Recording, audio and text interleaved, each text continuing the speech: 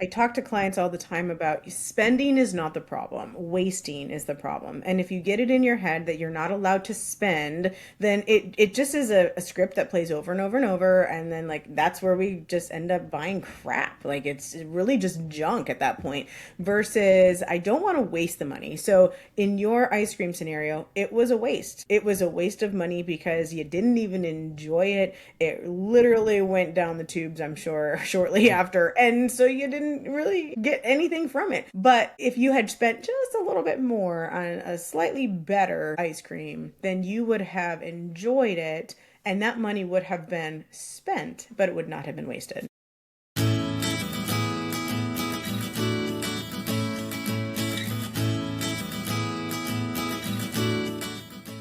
Welcome to the Christ Centered Stewardship podcast with your hosts, Maria Casillas and Nino. Christ Centered Stewardship is a ministry of new money habits designed to equip believers to steward everything God has given them, including their time, talent, and treasure in ways that bring Him honor, glory, and praise.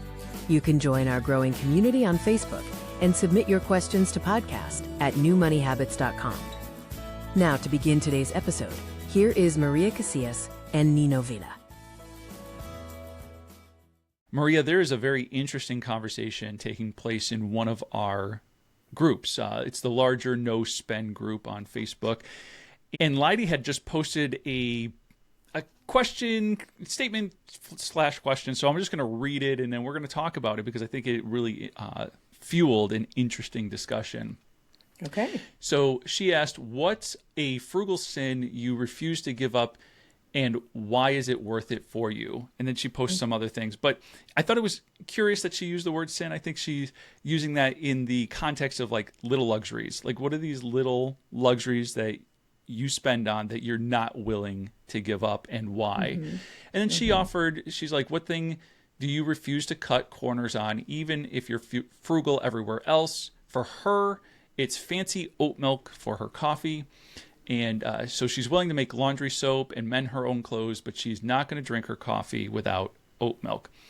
And so I wanted to engage in this conversation here on the podcast because I think it really speaks to sometimes the way we think about things, the way we justify purchases or feel the necessity to justify those purchases. So I just thought it would be interesting for us to engage in this one today. All right, sounds good. Yeah, as you were reading that, I was trying to figure out grammatically what does she mean there, but I think she might have meant like what's a frugality sin? So like a sin against frugality in your life, right? Like if you're typically frugal, what are you doing that's not frugal or that you're willing to say is not? I think that it just blows my mind when she says, I'm willing to make my own soap and I'm willing to do these things and, but I'm not willing to have my coffee without oat milk. What blows my mind about that is how different we all are.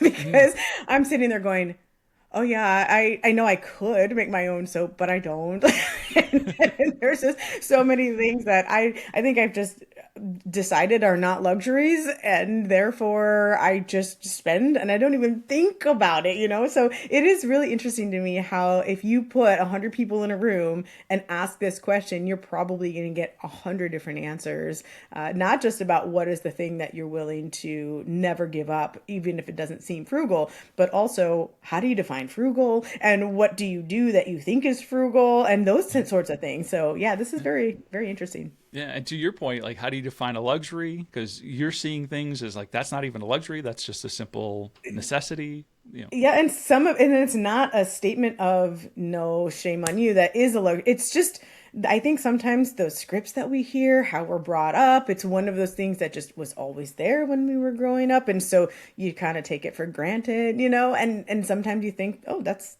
certainly something that we want. I also love how you use the word justification.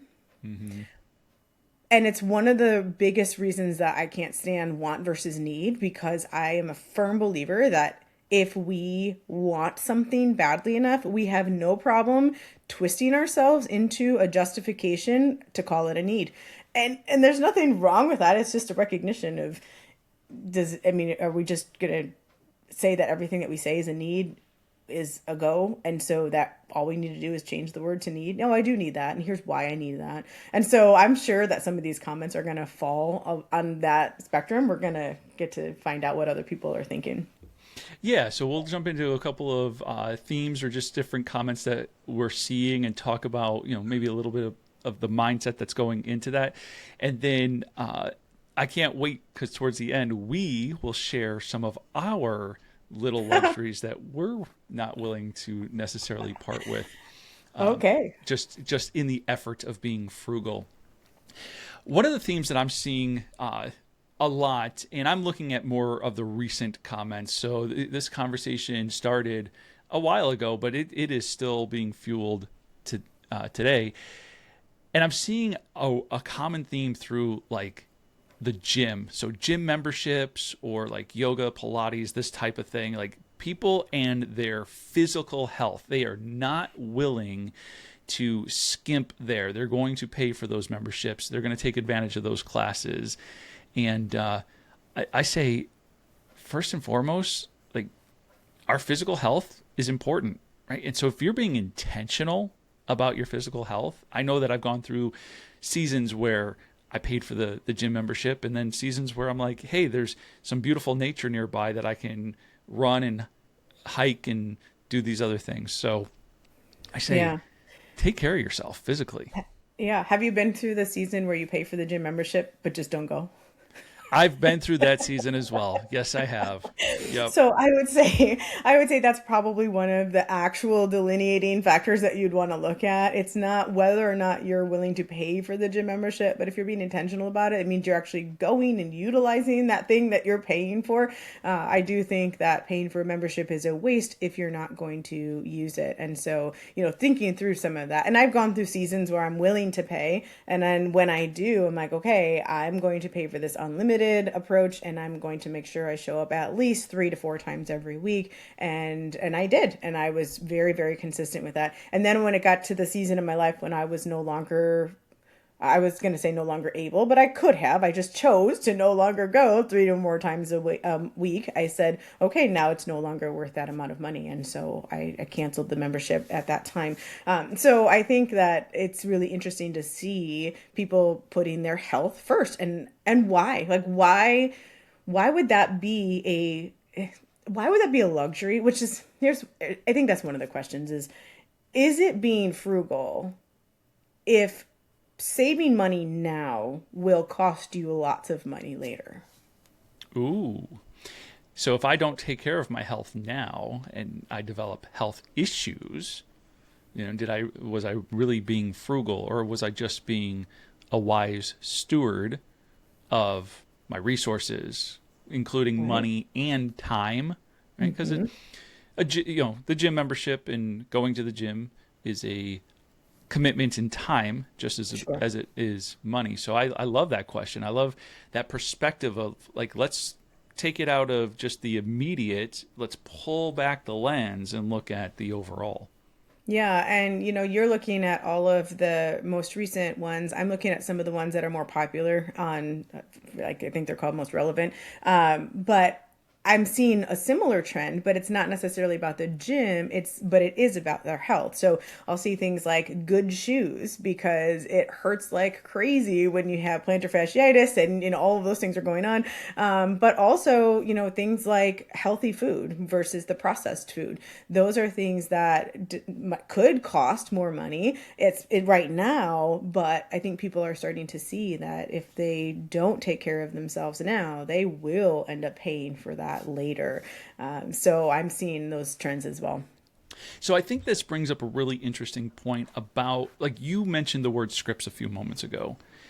And I think getting into the thought process of why is it that if I go to the grocery store, maybe I feel shamed if I spend more on the healthy food versus the processed food? Or why is it that I feel like these shoes might be expensive, but they're the right shoes, but I can go and buy these other shoes that are a fraction of the cost? Why do we have it in our mind that everything we consume should be like the cheapest option? Well, I wish I knew the full answer to that question. I'm sure a lot of it has to do with how we are brought up and what we're exposed to when we're younger. And then it also has a lot to do with who are we surrounding ourselves with now. And that's why, sometimes in this no spend group, I mean, the title itself kind of says we're not trying to spend a lot of money, and it's a very large group. But if you surround yourself with people who are just trying to be, well, I'll say cheap for a lack of a better word. I know that this poster is just trying to be frugal, and I get that. There is a difference between being frugal and being cheap. And I think oftentimes when we think frugality, we assume that it means to be cheap.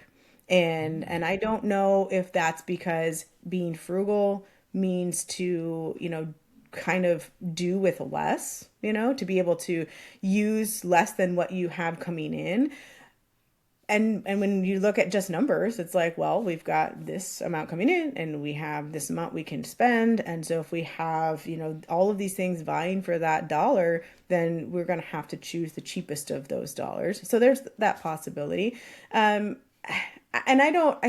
it seems like after inflation, right? So you look back many, even just decades. I'm thinking back to when my grandparents were still alive and they would take us to places, and it would be, in order to have like a little treat, it would be, $1 or something to take us out somewhere and just to enjoy a little bit of life.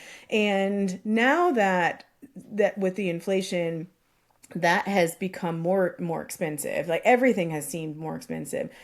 But the stuff that is really cheap is really cheaply made. And so you kind of expect that. But it also feels like there's this middle ground, where it's more expensive, but still really cheaply made. And so it then becomes that sense of, well, in order to get the really good stuff, I've got to go way higher and spend the money that I don't have. And so therefore, if I'm going to get stuck with something cheaply made anyway, I might as well go really, really cheap. So I don't know that there's any science to any of that, but that just seems to be my personal experience with walking through that whole mentality with people right now. Yeah, I couldn't help but think about ice cream as you were Me sharing too. that. That's it. That's actually what I was thinking about. That is hilarious. So Yeah. recently we had like a new grocery store come into town. I mean, recently, a few years ago now. And I remember picking up a gallon of ice cream there, and it was really inexpensive. And then we consumed it, and I was like, this is probably the nastiest stuff I've ever tasted. That will not happen again, right? So I was really excited about how inexpensive that treat was going to be, but it was really, really bad. And so, to your point, like if I want really good ice cream, a treat, a luxury, then it's like I'm not willing to be cheap or buy the inexpensive stuff, just because it at that point the treat's not even satisfying. I'd rather go without than to consume the cheaply made ice cream. Yep. But that thought process, I think, can be applied in other areas where either I'm going to intentionally buy, now I'm thinking about like for longevity, whether that's like clothes, shoes. I have a sister who has to buy specific shoes for the longevity. Otherwise, like the one poster, there can be other problems that arise from not having the correct shoe. So I think the word really is more intentionality than it is even being frugal. I'm being intentional in my spend because of very legitimate reasons. Yeah, in fact, I'd really prefer, as if I have any real say in it, but I would prefer, rather than a no spend challenge type of, challenge or group, it would be a no waste. Because I talk to clients all the time about spending is not the problem. Wasting is the problem. And if you get it in your head that you're not allowed to spend, then it just is a script that plays over and over and over. And then like, that's where we just end up buying crap. Like it's really just junk at that point, versus I don't want to waste the money. So in your ice cream scenario, it was a waste. it was a waste of money because you didn't even enjoy it. It literally went down the tubes, I'm sure, shortly after. And so you didn't really, get anything from it. But if you had spent just a little bit more on a slightly better ice cream, then you would have enjoyed it, and that money would have been spent, but it would not have been wasted. I just want to like marinate in that for a moment because that is really key. We talk so often about how words matter, right? And there is a difference between spending and wasting. We all have to spend. And to your point, No Spend was incredibly engaging, kind of catchy. It's the trend that's out there that people kind of gravitate towards. To your point, it's not about not spending. We all have to spend. We're all making trips to the grocery store every single month. We all are in need of clothing at some point. And so we're going to spend. But are we going to spend wisely? Are we going to steward wisely? Are we going to be intentional and therefore not wasteful? And I know as just a small little side confession, I'm in a season of I feel like I'm being wasteful because there's a lot of uncertainty, because there's a lot of there's a lack of clarity about what's exactly happening. I have gotten into a little bit of apathy spending myself where I'm like, you know what? I don't care. Now, I don't necessarily feel it's wasteful, but somebody else could look at that and say, Nino, you're being incredibly wasteful because you're not being as intentional. So it happens to the best of us. Absolutely. Yeah, none of us is really void from all of this. We all, like you said, happens to the best of us. In fact, it happens to the worst of us too. It happens to every single one of us. What other luxuries are you seeing? I'm curious because we talked a lot about health, but I'm just wondering if there's anything else. Like I see a garden, and I see I thought I saw another one that was more hobby-ish, and I think that that's really interesting as well, is that if you have something that brings you joy, something that you were basically created by your creator to do, it's okay to engage in that thing. It might cost a little bit of money. I mean, they do say that, businesses make money and hobbies cost money, but that doesn't mean you should avoid hobbies at all costs, because it's something that it keeps your mind going. It brings you that joy, and it helps you to engage with the world around you. So thought that was probably a good one to share. I'm not seeing like hobby related ones off the top, but I am also noticing that people are really particular about their coffee. So whether really? Whether or not that's oat milk in their coffee or it's any other thing inside their coffee, whether it's I'm going to go and get my morning coffee, there's just a lot of talk about people and their coffee. And so it sounds to me and I'm not a coffee drinker, right? So this is an outside perspective. But it's one of those little luxuries that doesn't break the bank. So it's all like, I'm going to have my way here because I can't necessarily have my way over there. So don't mess with I like me the and way my you coffee. state that. Yeah, I really do like the way you state that. I will say that if you go to a specific place and you do that very often, it absolutely could break the bank these days. And I'm not one of those people who says, you give up the Starbucks in order to, ... But when you take a step back and decide, oh, like that's this amount. And I know, I have a family of 6. And so if we ever did a Starbucks run, it was typically like everybody in the car wanted something. And I got to the point where I was not willing to buy everybody something, but I would order the large one. I'd say, okay, what does everybody want? And then if there were any duplicates, we'd order the large one. I'd get another cup. We would be splitting that. But even still, even still, it would be like $25 to $30 for a coffee run for the family. And I'm like, okay, that's crazy. Now, admittedly, it has not been, it's been probably literally maybe even a year since I've done that. But I do find it very funny that if we say it won't break the bank, just look first. And ask yourself, how often are you going? Because yes, the one-offs, that is not going to break the bank for sure. But it's getting very expensive out there. And I mean, if we, like I'm the dollars crunch the numbers guy. Yeah, you are. Right. And so it's like if your morning cup of coffee is costing you $5, even if it's just a solo run, but you're dedicated to, nope, I'm going to do that 5 days a week. That's $25 a week, multiply that by 4 weeks, and all of a sudden you're not breaking the bank. It's costing you $100 a month. Yeah, $1,200 a year. So, yep.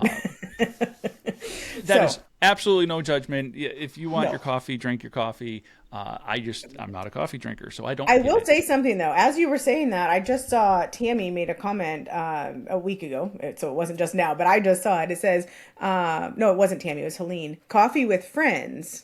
I don't drink or smoke. It's the companionship that is important. So I just want to say something about that real quick, because that is one of the things that when I talk to clients, we talk about dining out for convenience and we talk about dining out for connection. And I like to, rather than look at the dollar amount of a lot of the transactions, we look at what was the purpose behind that transaction.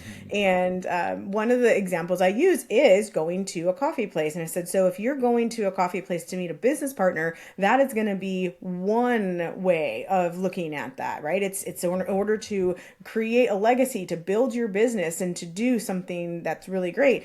Or you could be driving through the drive-through, not driving through the drive-through, excuse me, you're going to go and meet your sister who you haven't seen in a long time. That is coffee for connection. You're like really just connecting with somebody you haven't seen in a while. You may decide that you want to buy coffee for the person who is somewhere else. Now you're giving, like that's a different thing. But if you're driving to pick up your kids from school and your car just absolutely turns to the right and you find yourself in the drive-thru and you have no idea what happened, that's probably just a habit that you can't really explain. And in that case, there's no intentionality and you just are going to waste the money. And so that's a little bit different than what Helene was saying about going and having coffee with your friends. So I just wanted to let everybody know that it's not just the thing, and it's not just the cost of the thing. Oftentimes, it's really important to look at what is the purpose behind you doing or buying that thing.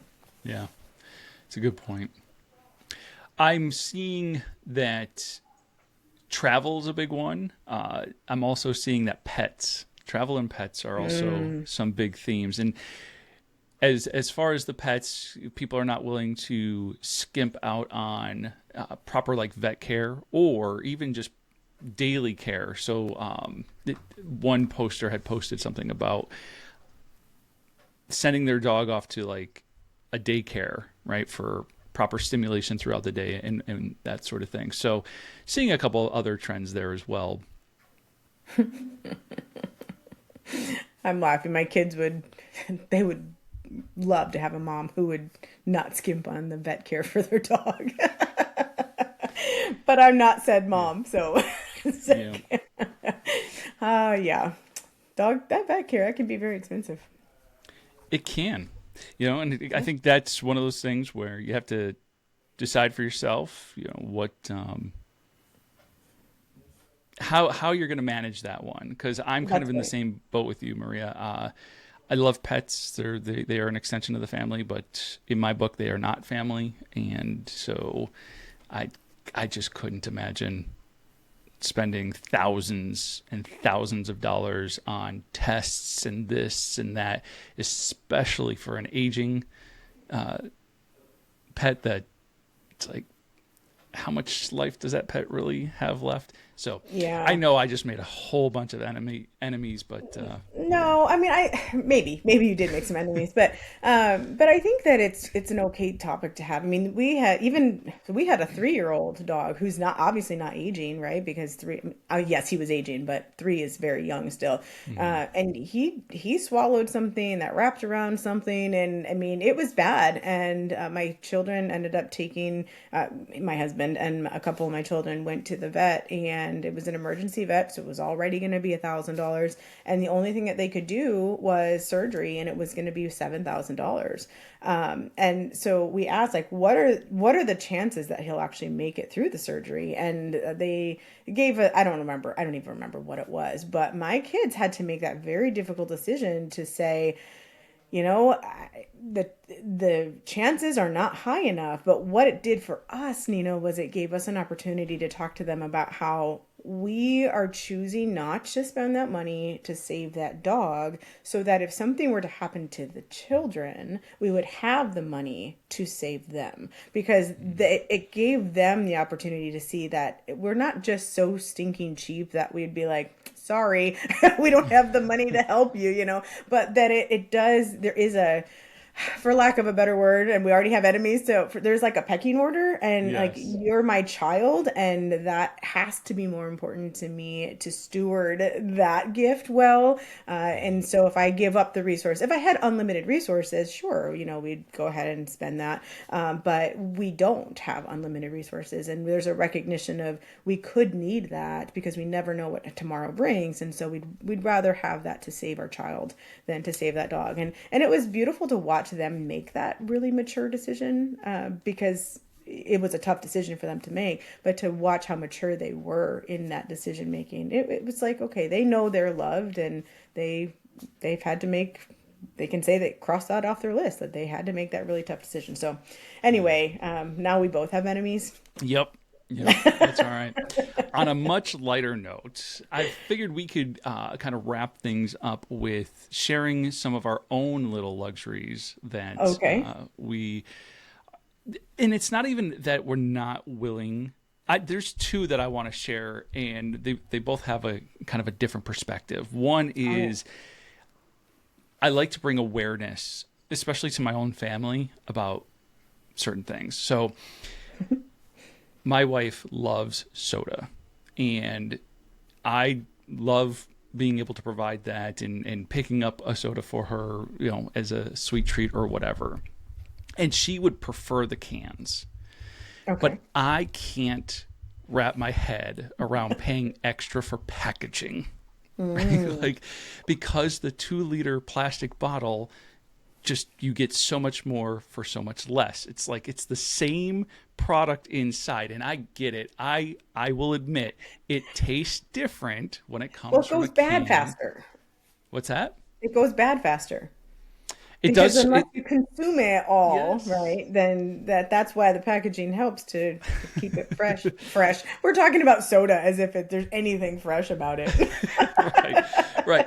But I love having this conversation for this reason, right? Like, sometimes what we're paying for is packaging. We're paying for convenience. If you walk into a gas station to buy a soda, it's obviously going to be much more expensive than if you went to the grocery store. And so, where you're getting it. I mean, the family and I just went to a festival yesterday, and to pay $3 for a 20-ounce soda, I was like, you have got to be kidding me, because I can go get like two liters for $3 from the store. And so convenience and packaging, right, are just 2 things that I think about when I'm going to consume something and that something doesn't change, but the packaging or the convenience around it does change. It's just something that I want to be thoughtful of and mindful about. Sure. Yeah. I think that's actually funny. It's same thing with when we go to restaurants. That this is one of those things that's not something I indulge in, but it goes to your point. A soda would be $3.50, but you not only paying that, you're paying the tax, plus you're paying a tip on that. And I've gotten to the point where I'm like, it doesn't even taste good. So I'll just take the water, and it's not even, I'm not trying to be jerky about it, but that's kind of how we've gone. So one of the ones that I will not really skimp on is supplements. So it's certain supplements. It has to be very specific ones for very specific reasons. And so that's something that for myself and my family have helped in so many other health regard that I know it is saving us from all the doctor trips and all of that. And so it's just good nutrition for us. So that's one of the things that we definitely work into our budget. Yeah. The other that I wanted to share, and this I'll be the first to admit this one's a little strange, but I pay for premium gasoline even though I don't have an engine that requires it. Earlier we were talking about how sometimes you're going to invest a little bit more to save later, right? Mm-hmm. And the small difference between regular and premium unleaded, I have convinced myself that it helps. And since I have two vehicles, one nearing 200,000 miles and another over 200,000 miles, I'm convinced that this small little investment along the way has helped with the longevity of those vehicles. And so that's one of those little luxuries that I'm not willing to give up. And I'm just incredibly grateful that even in the midst of like an uncertainty around my own financial situation right now, I'm still in a position where I'm not in my 20s where I can only put in like $5 or $10 and then that's it. I get to fill the tank up. So filling the tank up with premium gasoline, one of those small little luxuries I'm not willing to part with. Yeah. Well, and the truth is that that's a little bit of money each, I was going to say each month, but it's, each fill up along the way. And that will be a lot easier for you and your family to absorb than a $5,000 car repair at one time, 5 years down the road. So that's right. Exactly. Makes perfect sense. All right. So what is our challenge for this week? Our challenge this week is to rethink spending versus wasting. The next time you're thinking about, am I being too liberal in this area or that area? Am I spending too much? I want you to really ask yourself, am I being wasteful? Love it. Challenge accepted. Thank you for tuning in to this episode of the Christ Centered Stewardship Podcast. Follow us on your favorite social media platform for more encouragement and support. And until next time, may the Lord keep you in perfect peace as you set your sight on Jesus.